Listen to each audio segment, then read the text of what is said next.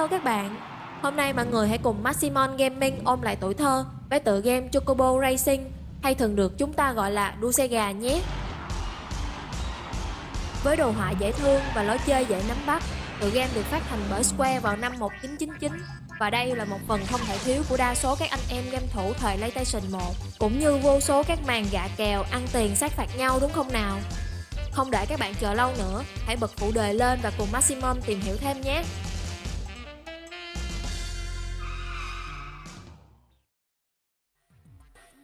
Câu chuyện bắt đầu khi chú gà vàng Chocobo ghé qua nhà của nhà phát minh Sid. Ông chú Sid đã chế tạo ra một đôi giày patin khá là xịn sò với động cơ hỏa tiễn gọi là Jetblade. Để thử nghiệm phát minh mới ra lò này của mình, Sid đã nhờ Chocobo mang nó vào và chạy thử vài vòng trên đường đua đằng sau phòng thí nghiệm.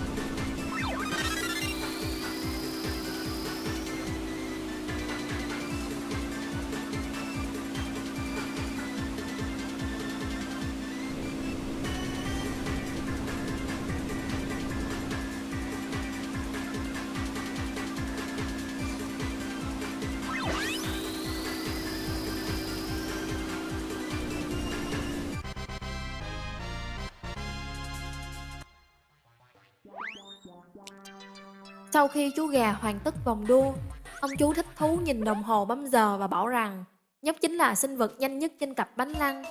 Vừa dứt câu, anh bạn Mod bay từ đằng xa tới, đòi Sid giao ra món hàng mà cậu đã đặt từ trước. Với bản tính đua đòi và thường bày ra những trò cà khịa chọc phá Chocobo, nên khi nghe tin Chocobo có đồ chơi mới thì Mod cũng đú trend đặt riêng cho mình một món hàng đặc biệt. Nếu như đây là một game đua xe thì cậu ta muốn nó tên là đua xe Mod chứ không phải là đua xe Chocobo. Cậu muốn dùng món hàng của riêng mình để thách đấu với Chocobo nhằm giành quyền đổi tựa game. Nhưng Sid đổ mồ hôi hột hứa rằng sẽ giao hàng tận nhà vào ngày mai, bởi vì ông chú đã hoàn toàn quên bán nó. Thở phào nhẹ nhõm khi Mod tạm tha cho mình, Sid nhanh chóng quay về phòng thí nghiệm để sáng chế ra cỗ máy thần tốc mà Mod yêu cầu. Ông nghĩ nhìn các phát minh của mình thi đấu với nhau cũng là một thú vui mà. Và tất nhiên, ngày mai thi học kỳ mà đêm nay mới bắt đầu ôn bài thì vừa đủ điểm đậu là hên lắm rồi. Sáng ngày hôm sau, Sid giao cho Mod một chiếc xe đẩy hai bánh nhìn y hệt như một chiếc xe đồ chơi, chỉ khác là nó thêm động cơ ở phía sau. Ông chú già tỉ mỉ trang trí và tô màu cho hợp với Mod để che mắt cho việc thiếu chất lượng và sự lười biếng của mình. Nhưng Mod đâu phải con nít lên 3 đâu mà dễ dụ như vậy. Dù sao thì cũng phải chạy thử vài cái rồi mới biết. Mod đã chuẩn bị sẵn một vòng đua đầy lợi thế cho mình để so tài với Chocobo.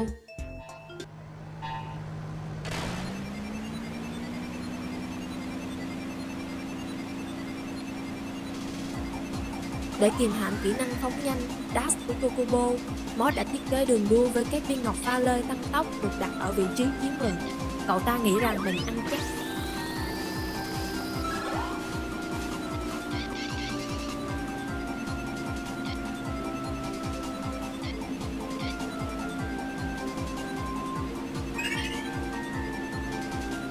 Tuy nhiên, bao nhiêu chất xám đổ ra để chiếm lợi thế cũng không thể giúp Mod vượt qua được tốc độ siêu phàm của Chocobo.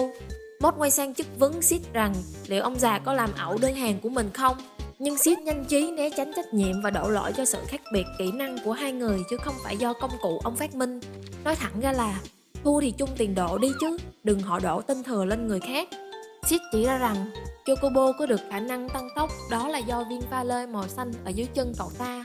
Ngoài Chocobo ra thì bên ngoài thế giới rộng lớn chắc chắn sẽ có nhiều viên ngọc pha lê với đa dạng sức mạnh khác nhau.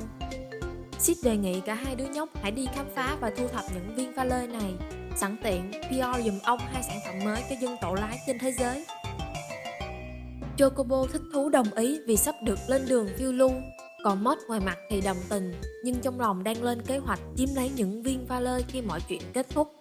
Khi đó, cô cậu dĩ nhiên sẽ trở thành nhân vật chính của game, và thế là cuộc phiêu lưu của hai cậu nhóc vừa là bạn vừa là thù bắt đầu. Tuy nhiên, cả hai cậu nhóc đều không biết rằng ngôi làng của mình từ trước đến nay được một gã Goblin to tướng canh gác. Goblin bảo rằng thế giới ngoài kia vô cùng nguy hiểm và nếu muốn bước ra khỏi đây thì cả hai phải đánh bại hắn ta trong một cuộc đua để chứng tỏ bản lĩnh.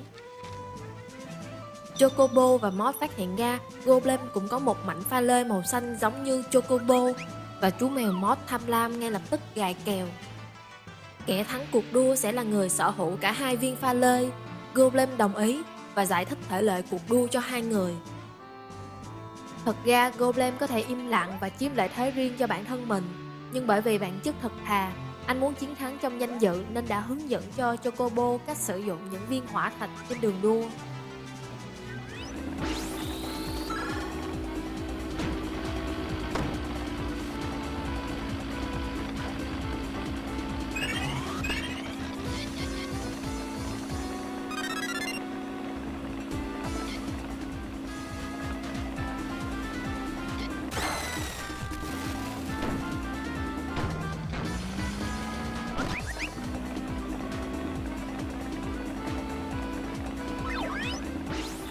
Dù hơi to con, mặt hơi ngầu, cộng thêm sức mạnh của viên pha lê giúp bánh xe bám đứt hơn trong mỗi pha trip, nhưng phần thắng vẫn thuộc về Chocobo nhờ vào sự khéo léo trong việc sử dụng dash. Thấy game là dễ, Mod ăn mừng chiến thắng và háo hức có được viên pha lê đầu tiên. Tuy nhiên, Golem thay vì giao ra viên pha lê, anh tình nguyện gia nhập cuộc phiêu lưu này với 2 cậu bé. Bản tính thật thà của Golem đã mách bảo cho anh rằng Mod đang có ý đồ gì đó, nên anh cần phải quan sát Mod nhiều hơn. Dù không hài lòng lắm với việc Golem gia nhập nhóm, Mod cũng đành chịu vì hắn ta ngầu hơn cu cậu nhiều, khiến cho cu cậu không dám cãi lại. Tuy vậy, cậu nhóc cương quyết giành quyền lãnh đạo trước khi tiếp tục lên đường. Bộ ba cùng nhau rời khỏi ngôi làng yên ắng của mình và tiến đến ngọn núi Mithril. Dưới chân ngọn núi là một khu mỏ bị bỏ hoang, chỉ cần băng qua đường hầm là sẽ tới bên kia chân núi. Nơi đây từng rất nhộn nhịp và sầm uất khi khu mỏ còn hoạt động, nhưng tiếc là không có tài nguyên nào là vĩnh cửu. Khi các mỏ quặng cạn kiệt, một vài thợ mỏ đã trở thành cướp để sống qua ngày, cho nên Golem khuyên 2 nhóc đi cùng với mình để cẩn thận đề phòng móc túi. Golem vừa dứt lời thì phía sau Mod xuất hiện một con Goblin dí dao vào cổ của cậu để tống tiền. Mod bị bắt làm con tin và Chocobo tình cờ phát hiện Goblin cũng có một viên pha lê trên bông tai. Dĩ nhiên là cả Goblin cũng đánh hơi được 2 viên pha lê của cậu và Golem. Thấy được cơ hội phát tài, Goblin xảo trá đề nghị một cuộc đua trên sân nhà của hắn là khu mỏ hoang này, kẻ thắng sẽ lấy hết tất cả. Ngạo mạn tin chắc rằng mình sẽ thắng, Goblin không ngại cho đối thủ biết về các viên băng thạch trên đường đua, bởi vì dù họ có lấy được thì với sức mạnh riêng của mình, Goblin sẽ cướp lấy các viên đá phép đó.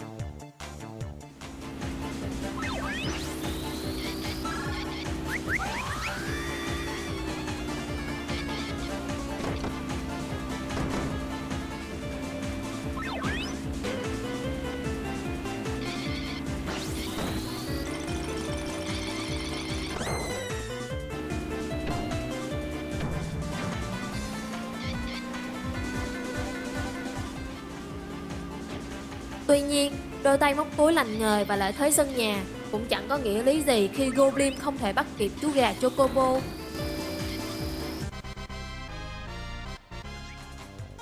Dù bại trận, nhưng Goblin vẫn không muốn giao lại viên pha lê, nên Chocobo và Mod dí đánh hắn ta một vòng cho đến khi một lá thư rơi ra từ người của hắn.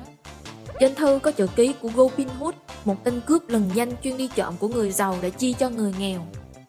Hóa ra đây chính là Robin Hood bằng xương bằng thịt. Mod tham lam đắn đo vì muốn giao tên trộm này cho công an phường để được thưởng nóng, nhưng đồng bọn thì phản đối kịch liệt. Với danh tính bị bại lộ, Goblin buộc phải đi theo nhóm của Chocobo để đảm bảo họ không để lộ bí mật, đặc biệt là Mod.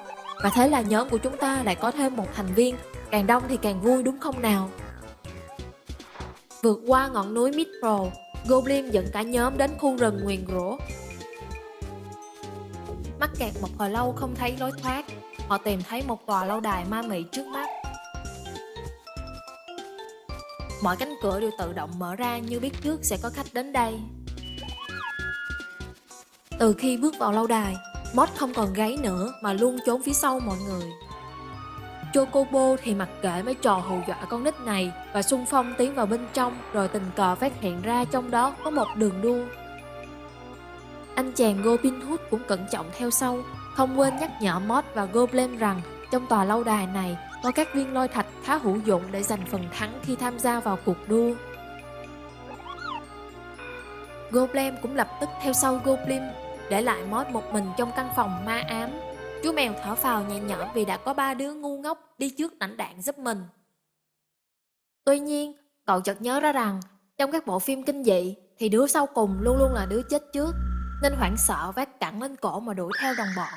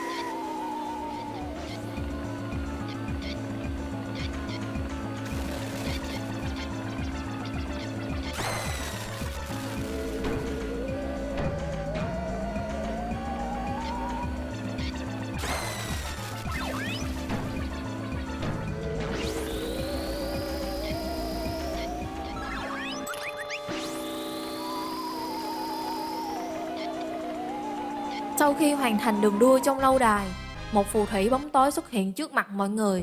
Phép thuật của hắn chính là nguyên nhân không ai có thể thoát khỏi khu rừng nguyền rủa này.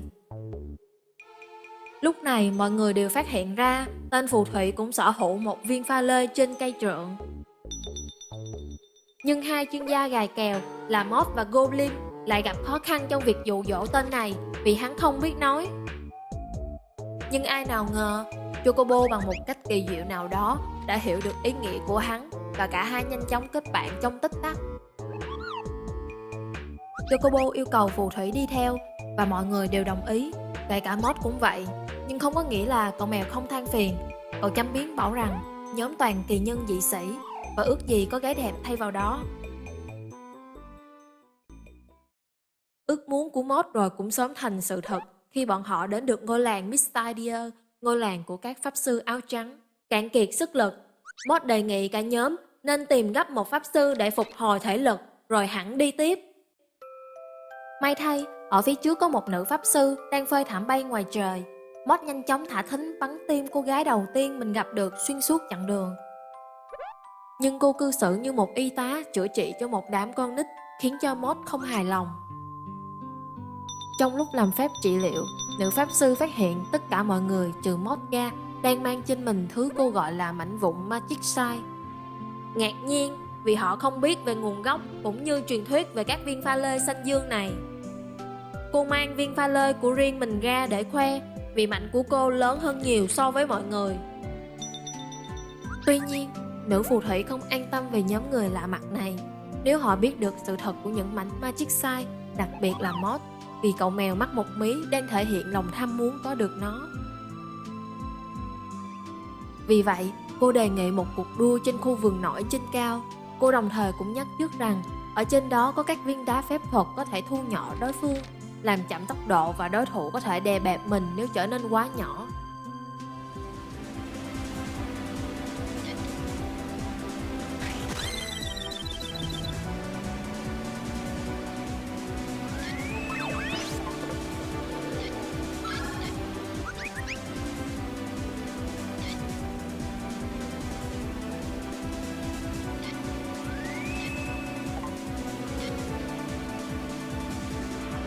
Và tất nhiên, Chocobo lại một lần nữa chứng tỏ dù mình thuộc loài gà nhưng không hề gà.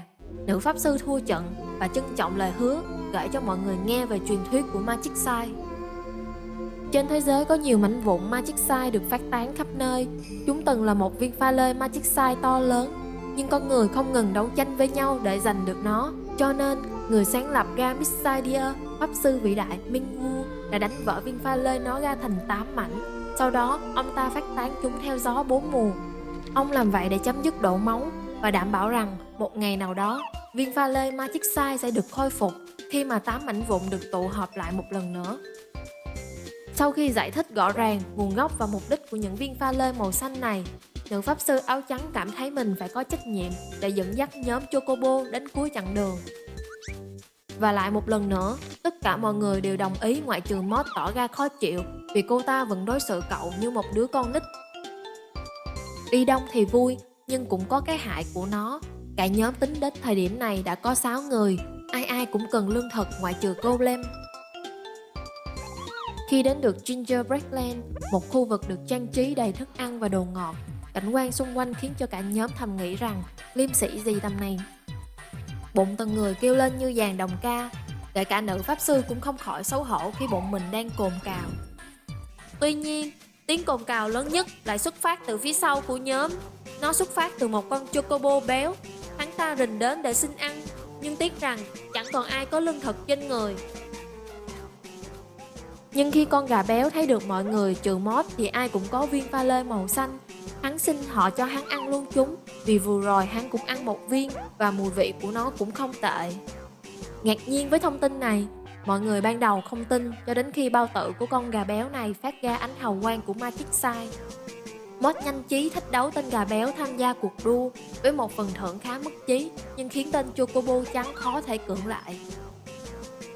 Ai thua thì giao ra mảnh vụn Magic Sign, còn thắng thì có thể ăn thịt hết toàn bộ người ở đây, cho ăn luôn Golem nếu nhắm ăn không bị táo bón. Tất nhiên là Mod tự tin như vậy là vì nhìn mặt bắt hình dong, dễ gì Mod siêu cấp đẹp trai này mà thua một con gà mập cơ chứ. Tuy nhiên, đây là sân nhà của hắn, và hắn cũng cho biết rằng nơi đây có các viên đá phép thuật có thể phản lại tất cả đòn phép thuật khác. Nghe xong, Mod cảm thấy mình chơi hơi ngu vì gài cuộc cá độ này, nhưng đã quá trễ, gà béo đói bụng quá rồi nên cuộc đua bắt đầu ngay lập tức.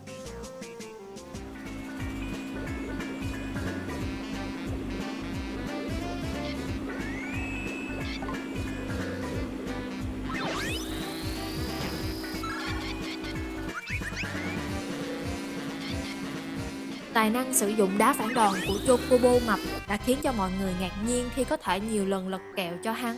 Tuy nhiên, phần thắng vẫn thuộc về cậu vàng của chúng ta. Mod lập tức gáy to, gáy khỏe, đòi chú gà mập giao ra viên pha lê nằm trong bụng. Nhưng cậu ta thổ lộ rằng dạo này đang bị bón, nên việc này sẽ không dễ dàng. Thêm vào đó là ở đây không có gì để ăn, để kích thích bao tử làm việc, nên gà béo quyết định đi theo nhóm với hy vọng được ăn ngon, và đồng ý trả lại ngay mảnh vỡ Magic Sign ngay khi rặn ra được. Tưởng đâu chú gà mập chỉ dắt mọi người đi tìm thức ăn mà quên mất mục đích chính của hành trình. Chú bất ngờ đưa mọi người tới một thung lũng dưới chân ngọn núi lửa. Chocobo mập nói rằng ở đây có một con quái vật sinh sống và nó chắc chắn mang trong người một mảnh Magic Sign. Vừa dứt câu, mọi người hoảng hốt vì mặt đất bắt đầu rung chuyển. Behemoth xuất hiện và hắn đeo trên tay một mảnh Magic Sign lớn nhất mà mọi người từng thấy.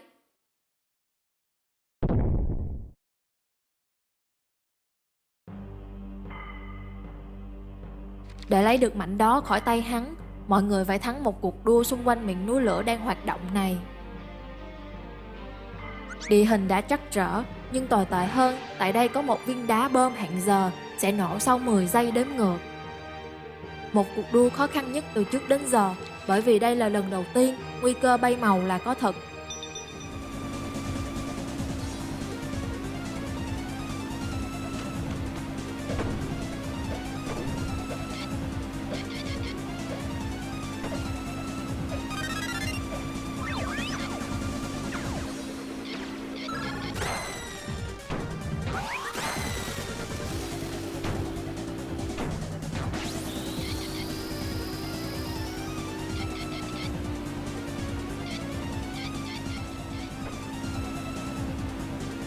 Nhưng thần may mắn có vẻ vẫn mỉm cười với cả nhóm khi không ai bị thương, và cậu nhóc Chocobo lại mang về phần thắng. Trân trọng lời nói của mình, Behemoth giao ra viên pha lê trên cổ tay, và điều không ngờ đến xảy ra. Tất cả mảnh vụn Magic Sign đều cùng lúc tỏa sáng. Điều này có nghĩa là gì? Tính đến hiện giờ thì chỉ có 7 viên thôi mà. Tại sao nó lại phản ứng dữ dội như vậy? Và đột nhiên, cái anten trên đầu của Mod cũng phát sáng. Hóa ra cậu cũng có một mảnh pha lê màu xanh cho riêng mình ngay từ đầu mà không hề hay biết. Đột nhiên, phù thủy bóng tối bỗng dưng cất tiếng nói. Thời khắc đã đến, 8 mảnh vụn Magic Sign đã được tụ họp lại một lần nữa. Cánh cổng đến Fantasia sẽ sớm được mở ra. Lúc này, cả nhóm tạo thành một vòng tròn và các đốm sáng từ 8 mảnh Magic Sign bay lên bầu trời rồi tụ hợp lại với nhau, tạo thành một cánh cổng đưa mọi người vào vùng đất Esper, hay còn gọi là Fantasia.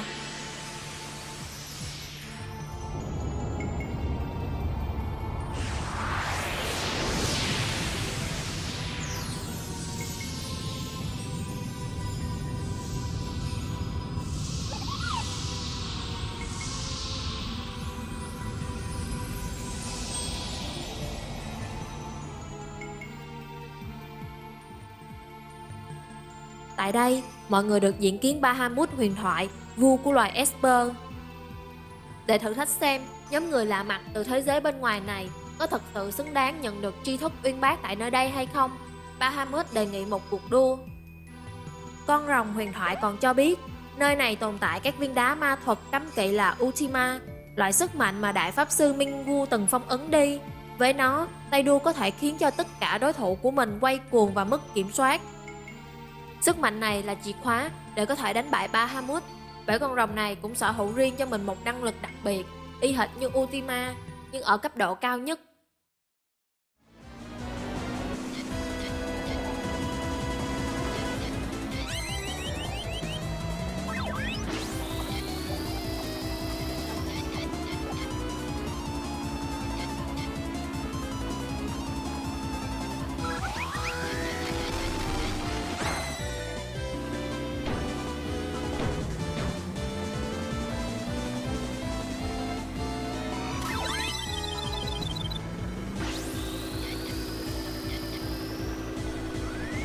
Nắm bắt rõ cách sử dụng và phối hợp các viên đá phép thuật từ bao chặng đua trước, Chocobo một lần nữa chứng tỏ bản lĩnh của mình và đem chiến thắng vinh dự về cho mọi người.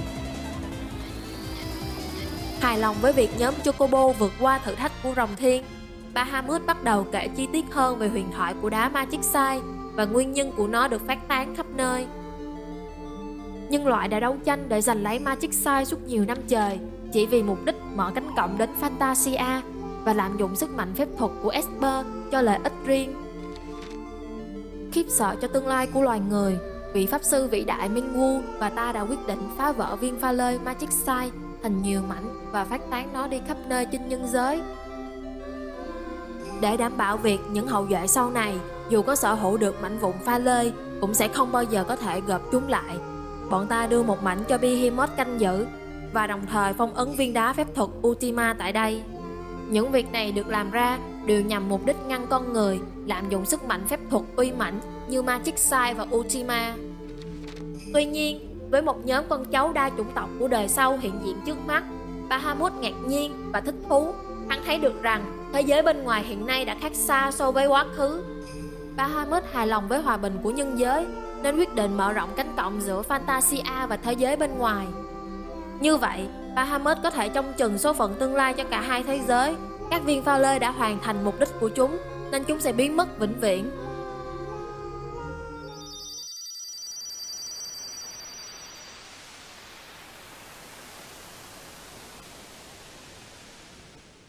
Tất cả mọi người đều hài lòng với kết thúc này, ngoại trừ Moth.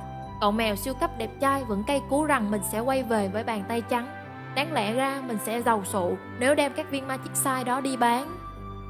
Nhưng dù sao thì trò chơi này cũng có tên là đua xe Chocobo mà, nên có ý kiến thì lên phần mà giải thích đi nhé. Vậy là kết thúc một tựa game tuổi thơ nữa. Trong khi chờ đợi video kế tiếp, mọi người hãy gia nhập group của Maximum để góp ý và bàn luận tựa game mình muốn làm, cũng như like và subscribe để xem video sớm nhất nhé. Hẹn gặp lại mọi người ở video sau.